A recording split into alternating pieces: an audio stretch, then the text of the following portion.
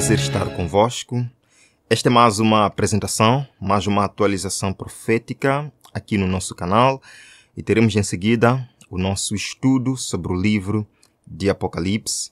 Convido a todos a embarcarmos nesta jornada maravilhosa de estudo da Palavra de Deus. Nós iremos iniciar com uma oração para podermos apresentar os tópicos do dia de hoje, daquilo que aconteceu recentemente, e em seguida o nosso maravilhoso estudo. Vamos orar. Obrigado, nosso Pai, por mais uma semana que começa. Pedimos que o Teu Santo Espírito desça sobre nós, capacitando-nos, Senhor, a lhe dar o melhor.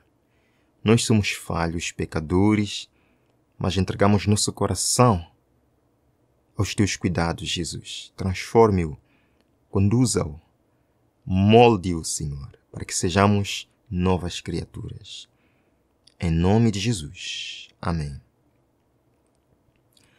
Irmãos, há alguns dias atrás, nos Estados Unidos da América, vimos mais uma coisa surpreendente. Uma missa católica foi celebrada na Casa Branca com os funcionários da Casa Branca, na presença do presidente dos Estados Unidos da América. Ora, situações como estas nos dão ainda mais certeza do rumo em que nós estamos seguindo, no cumprimento profético.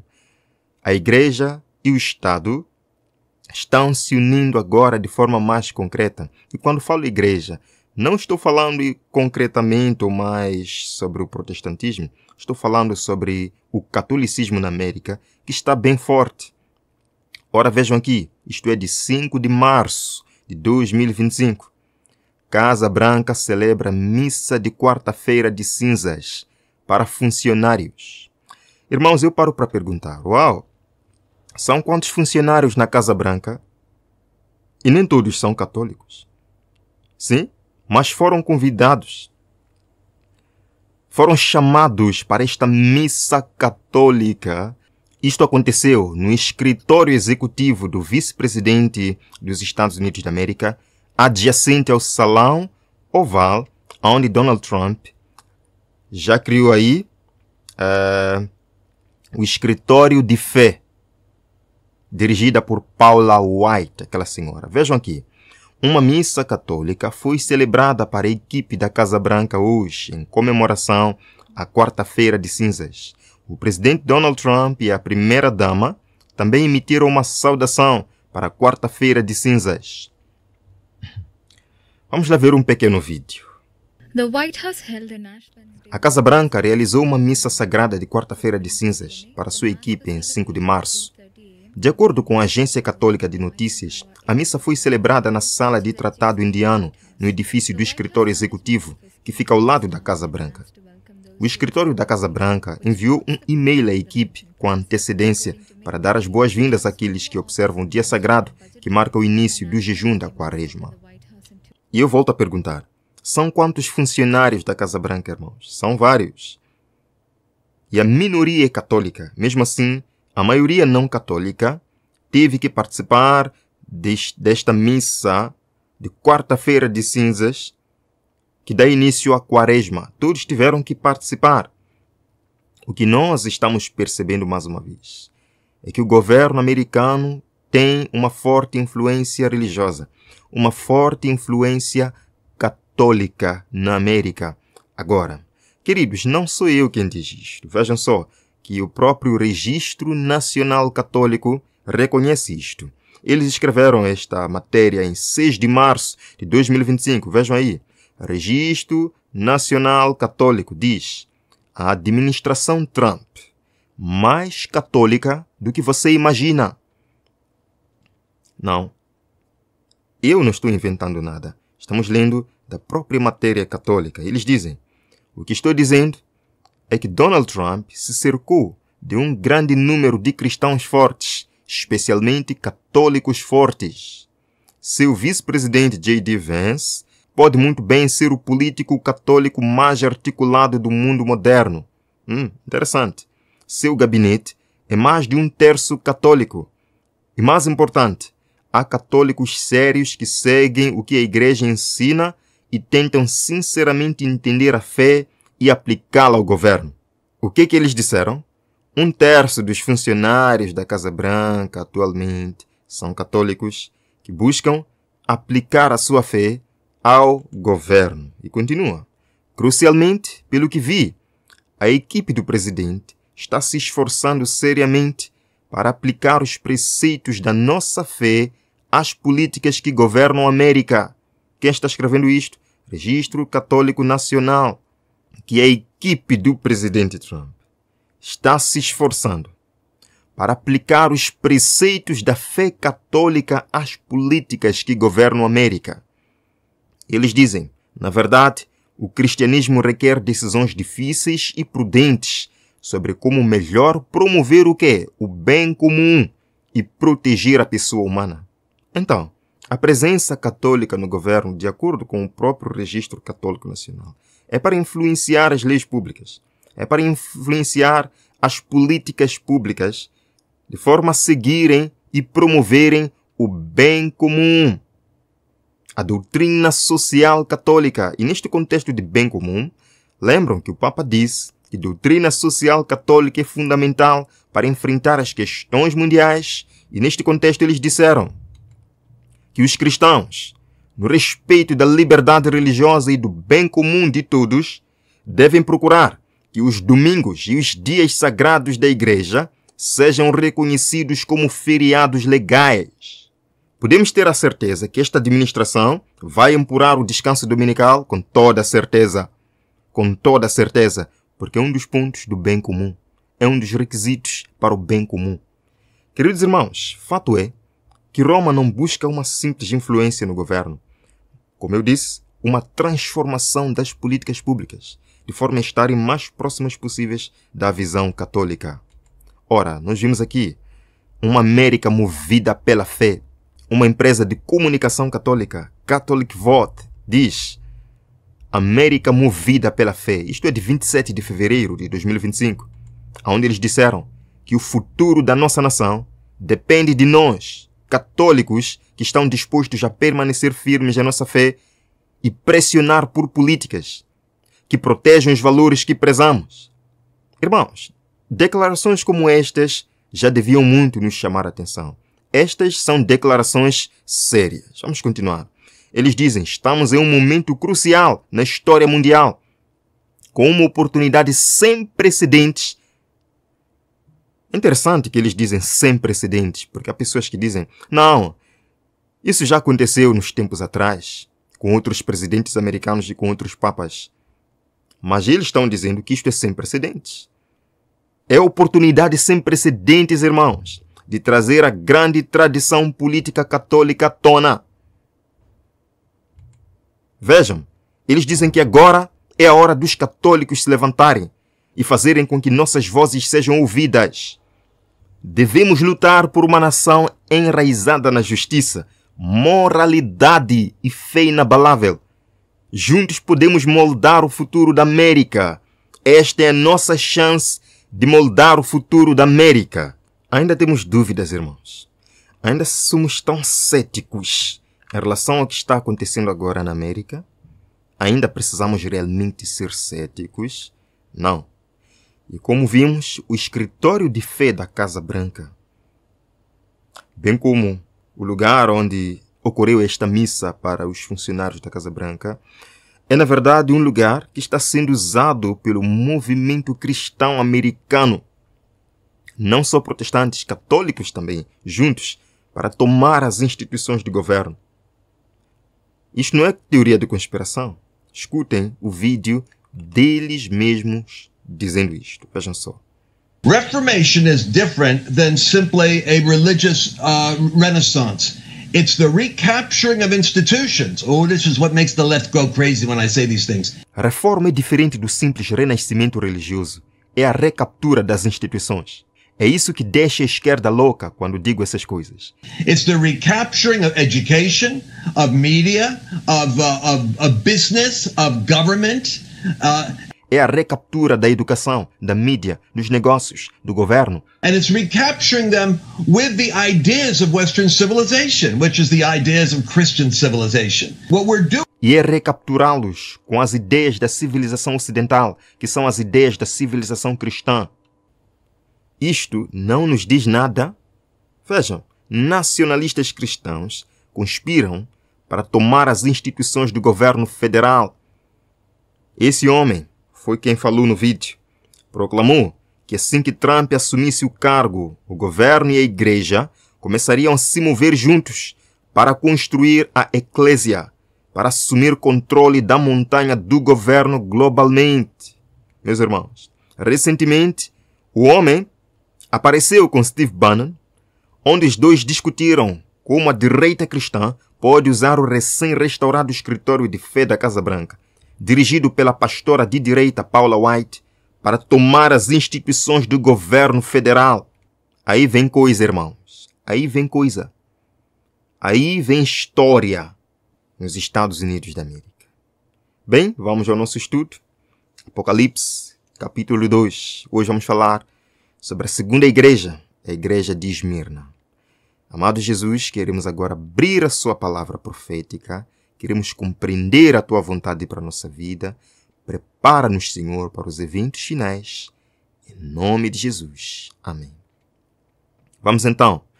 Falamos no estudo passado sobre carta à igreja em Éfeso. E hoje nós vamos avançar para a segunda igreja do Apocalipse, carta à igreja de Esmirna. A igreja de Esmirna, irmãos, representa a história do cristianismo do ano 100 até o ano 313. Por quê? Nós veremos aqui o porquê. Agora, a cidade de Esmirna estava localizada a 52 quilômetros de Éfeso. E era uma cidade que adorava-se Roma como poder espiritual. E o significado do nome Esmirna, na verdade, deriva de um goma aromático, de uma árvore árabe chamada Bálsamo Dendron Mira, que era usado para embalsamar os mortos. Algo interessante desta árvore ou deste bálsamo é que, para que pudesse exalar o seu puro perfume, precisava de ser esmagado. Isto representa a igreja cristã do ano 100 até 313, que passaria por provações, por privações, por perseguições e morte. Seria esmagado o povo de Deus, mas exalaria o puro perfume de lealdade a Jesus Cristo. Veja no verso número 8. Ao anjo da igreja em Esmirna escreve: estas coisas diz o primeiro e o último, que esteve morto e tornou a viver. Queridos, Jesus Cristo se apresenta a cada uma das igrejas de forma diferente. E para a igreja de Esmirna em especial, ele se apresenta como aquele que um dia morreu, mas que tornou a viver. Por quê? Porque no contexto de perseguição, no contexto de morte em massa do povo de Deus pela perseguição furiosa do Império Romano, Jesus Cristo se apresenta como aquele que pode dar vida. Como aquele que morreu, tornou a viver e tem as chaves da morte e do inferno. Em outras palavras, meu povo, ainda que vocês sejam mortos e perseguidos, eu venci o mundo, disse Jesus em João 16, verso 33. No mundo tereis aflições, mas tem de bom ânimo, eu venci o mundo. Vejam só, no verso 9, Jesus mais uma vez diz: conheço a tua tribulação, a tua pobreza, mas tu és rico. Interessante. Jesus diz: conheço a tua tribulação. A tribulação que a igreja de Esmirna passou, que veremos daqui a pouco. Conheço a tua pobreza. E Jesus diz: mas tu és rico. Queridos, isto contrasta muito com o que Jesus diz sobre a igreja de Laodiceia, que veremos mais à frente, onde Jesus diz que tu te consideras rica, abastada, mas és pobre, miserável, cega e nu. E nua, neste caso. Mas a igreja de Esmirna, Jesus diz: você é pobre materialmente, pobre financeiramente, mas é rica espiritualmente, é forte espiritualmente, é rica na graça de Cristo. Vamos ler de novo. Conheço a tua tribulação, a tua pobreza, mas tu és rico. E a blasfêmia dos que a si mesmos se declaram judeus e não são, sendo antes sinagoga de Satanás. Irmãos, o povo de Deus passou por duras provações. No reinado do imperador Trajano, do imperador Adriano, do imperador Marcos Aurélio, Maximiliano, Décio, Valérios, mas a principal, ou a maior, a mais terrível perseguição foi do imperador Diocleciano. Foi imperador após imperador, perseguição após perseguição, morte após morte. Não havia um momento de descanso para o povo de Deus. Vejam aqui, queridos irmãos.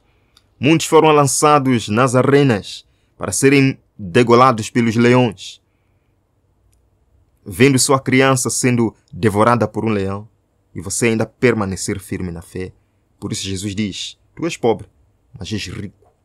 Riqueza espiritual, firmeza espiritual. Eles olhavam para além deste mundo.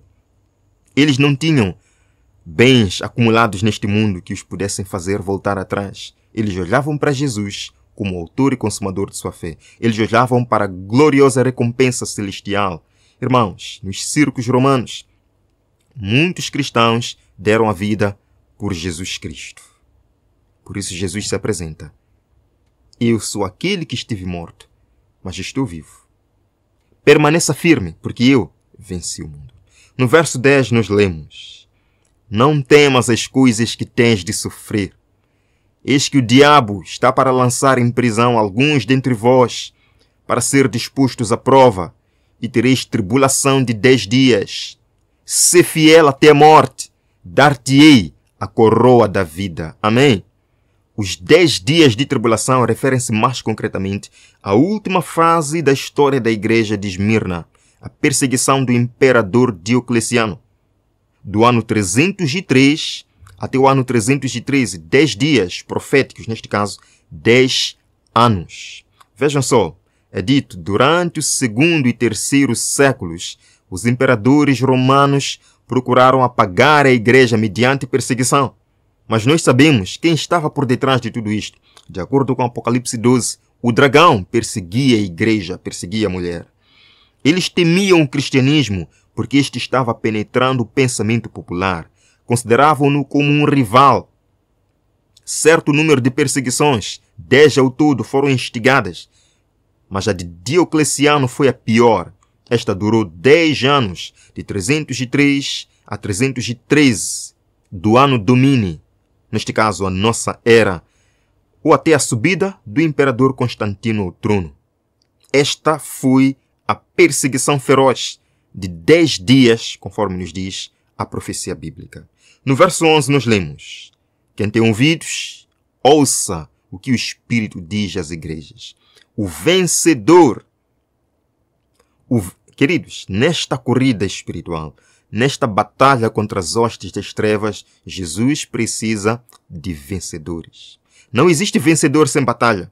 Não existe vencedor sem prova. Há muitos que querem vencer, mas não querem provas. Há muitos que querem ser vitoriosos, mas não querem passar por provações e tentações. Irmãos, não existe vitória sem luta. É por isso que Jesus diz, o vencedor de nenhum modo sofrerá dano da segunda morte. Por mais que fossem comidos pelos leões, degolados pelas feras, mortos por gladiadores, lançados nos rios e nos mares. Quem vencer, quem dar sua vida por amor a Cristo, se tornará vitorioso e não passará da segunda morte. Por mais que mora a primeira morte, Jesus promete ressuscitar o fiel no dia de sua vinda, a primeira ressurreição. E aqueles que ressuscitam na primeira ressurreição, sobre eles a morte não tem mais poder. Vejam que Apocalipse 20, verso 14. E a morte e o inferno foram lançados no lago de fogo. Esta é a segunda morte. E aquele que não foi achado escrito no livro da vida foi lançado no lago de fogo. Mas aqueles que venceram e que ainda vencerão em Cristo, por mais que passem pela primeira morte, sobre eles a segunda morte não terá poder, pois os seus nomes estarão escritos no livro da vida do Cordeiro. Amém? Deus promete maravilhas para o seu povo, mas o seu povo precisa permanecer fiel. Quer você permanecer fiel? Quer você ser como o povo de Esmirna? Quer você, em meio às tentações e tribulações que vem enfrentando, ser fiel a Jesus e vencer com Jesus? Se essa é a sua vontade, irmão, venha comigo nesta oração. Senhor, muito obrigado por este estudo comovente, por esta experiência poderosa dos nossos irmãos em Esmirna, aqueles que venceram pelo sangue do Cordeiro, aqueles que desprezaram tudo neste mundo, as riquezas, a glória e sua própria vida, para ter acesso à vida eterna que Jesus dá. Nós também, Senhor, queremos ter acesso a essa vida. Ajuda-nos, Senhor, a renunciar a nós mesmos, a renunciar ao mundo, sermos capazes de largar tudo para termos direito à árvore da vida. Guarde o nosso coração, Senhor. Perdoa os nossos pecados. Em nome de Jesus. Amém. Amém. Que você segure bem essa promessa. O vencedor viverá com Cristo. Seja vitorioso na sua vida. Nós nos veremos no próximo vídeo aqui no nosso canal. Até breve.